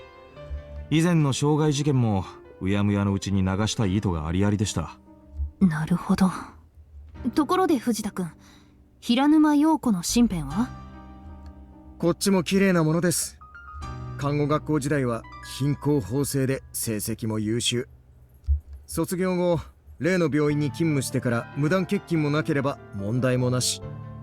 ただ真面目すぎる性格が災いしてか交友関係はあんまり広くなかったみたいですがね。それだけに今回の開始は関係者にとってもショックが大きかったようですよ。その様子じゃ薬物の可能性も薄そうね。ですね。せいぜい喫煙がいいところでしょう。そういう類の経験があれば間違いなく友人知人。そう考えると以前に平沼の友人と接触できなかったのが結構痛い感じになってきましたね。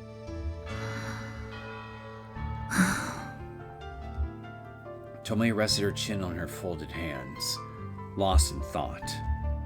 She was currently working for public relations, so she had no investigative authority of her own. That's why she asked Fujita and Honda to gather information on her behalf. But they didn't seem to be making any more progress than Investigation HQ. ああ、そうそう。以前の鑑識の情報で漏れていたのが2点ありまして、尾崎渚の遺体が実は両肩脱臼していたそうです。両肩？片方じゃなくて？ええ、右肩には擦過傷がありまして、おそらく車からの転落時に関節が外れてしまったものと推察できるのですが、左肩は打撲痕があったものの少々不自然な外れ方だと。当初の捜査情報には載っていないみたいね。Yeah, I don't remember that ever being part of the investigation report. どうしてかしら。両肩とも転落時に外れたものとの見解だったんでしょう。確かに猛スピードで走行していた車から落ちたのならそういった負傷の仕方もあるみたいですしね。Tomoe and Fujita both nodded at Honda's explanation. In other words, after escaping from the first car, Nagisa may have been struck by another vehicle as she fell into the road. 他にも道端に転がっていた遺品の中に花の種が入った袋があったと。どうやらポケットかどこかに所持していたものが転落の際に飛び出てしまったみたいです。花の種ね。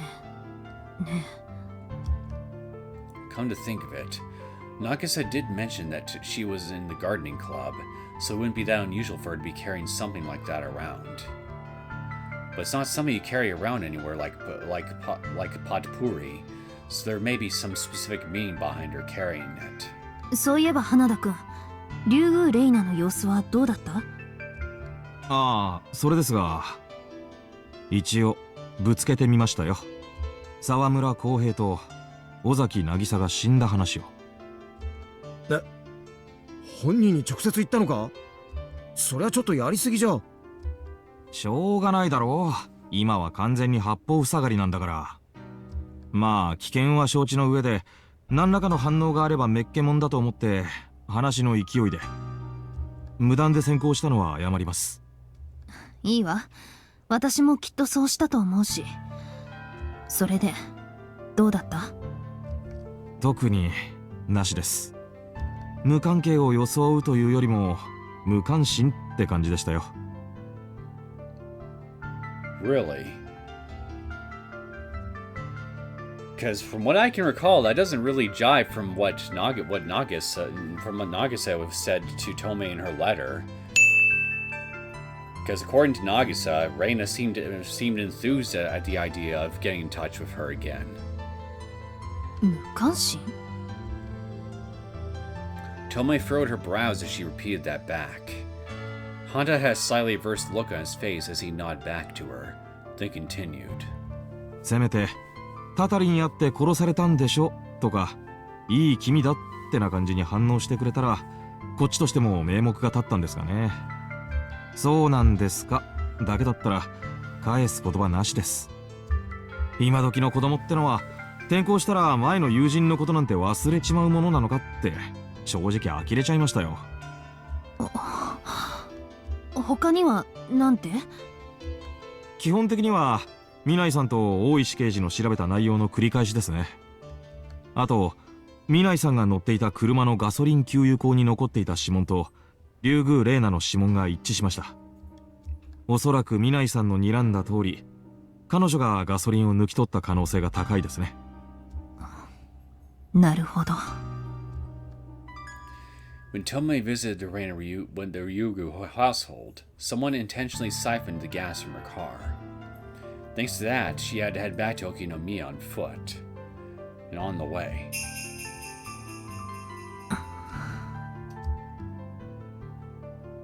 she recalled what happened back then. The lock was forced open, but it wouldn't be difficult with the appropriate tools. However, the fact that it was done without making a sound suggested it was the work of a professional. A girl with no specialized knowledge of cars was able to remove enough gas to kill the engine in such a short time frame? 女の子が一人でできる作業なのかしら。それが未だに腑に落ちないのよね。それならその子を任意で引っ張りますか。器物破損か公務執行妨害、罪状は何とでもなると思いますが、被害者の遺留品のレシートと切符についた指紋が彼女のものと一致すれば、地検もきっと逮捕状出してくれますよ。俺もそう考えたよ。ただ沖宮の刑事の話だと、そのリュウグウ・レイナはひなみ沢御三家の筆頭、園崎家のご令嬢と懇意というか親友の間柄らしくてな。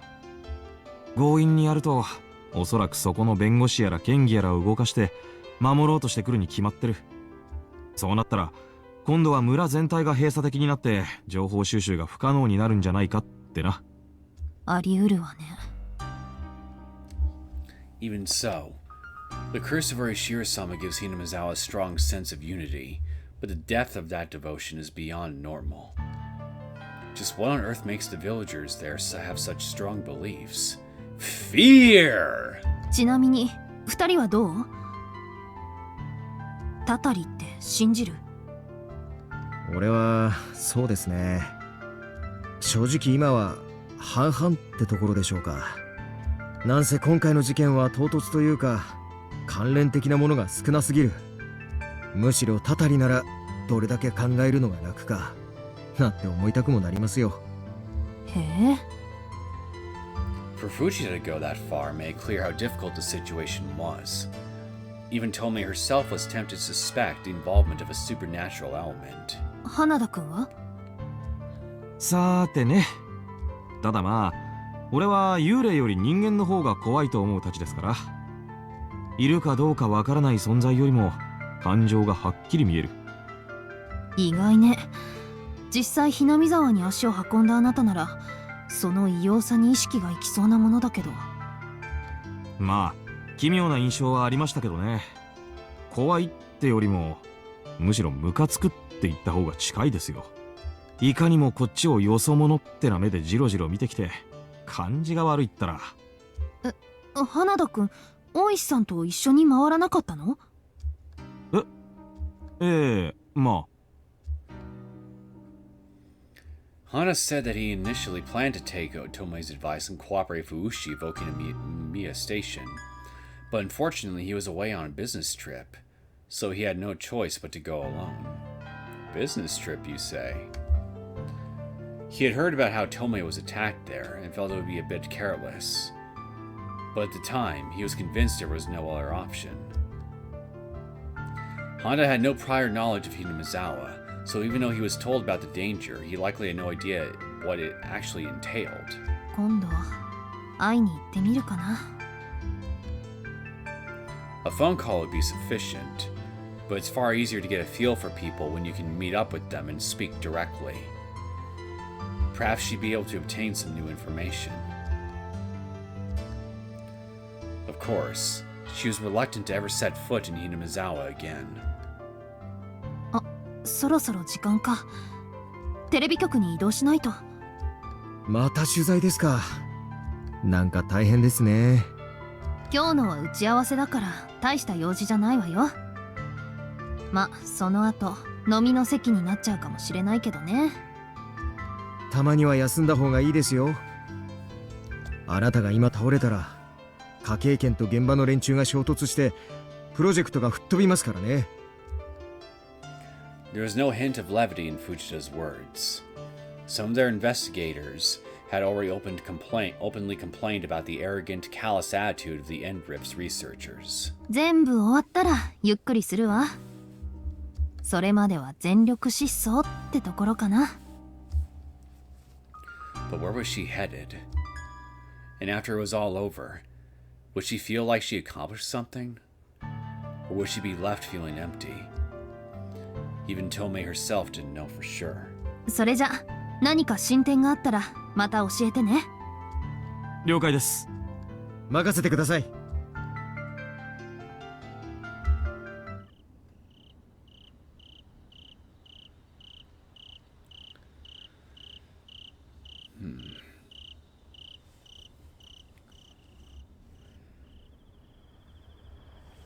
So, it's looking to me like we might be heading back to Hinamizawa to do a follow-up interview of sorts with Rina in the future, possibly.